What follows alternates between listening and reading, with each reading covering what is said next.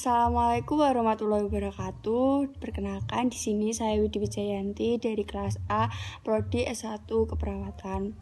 Di sini saya akan mengerjakan tugas bahasa Inggris yang akan menjelaskan mengenai cross-cultural understanding, merupakan memahami tentang budaya-budaya asing atau memahami budaya orang lain yang berbeda. Seperti contohnya hal kebudayaan yang ada di Indonesia dan di Amerika sangatlah berbeda, dari mulai berkomunikasi, menyampaikan pendapat, menghargai waktu dan menghargai tepat dan disiplinnya waktu di sana.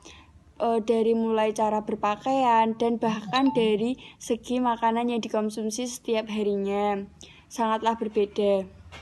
Akan adanya hal tersebut, kita dapat belajar mengenai budaya atau kultur yang ada di berbagai daerah itu sendiri, agar kita semua tahu jika di daerah tersebut tidak terjadi salah paham atau simpang siur mengenai budaya yang ada, dan bagaimana kita yang mendatangi bisa beradaptasi pada situasi yang ada dan sudah menjadi kebiasaan pada negara tersebut. Jadi kita saat berkunjung di suatu daerah dengan kultur atau budaya yang berbeda, sehingga kita dapat beradaptasi dengan mudah dan bagaimana menilai kebudayaan yang ada di situ.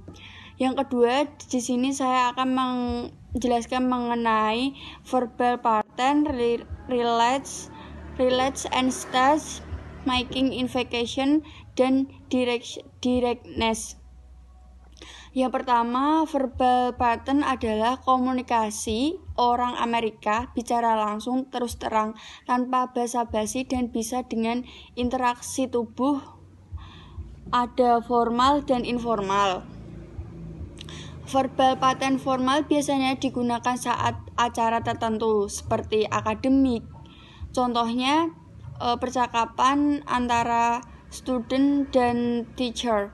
Yang pertama, student share I have understanding about cross-cultural understanding. Oh, okay, I will repeat short until you understand.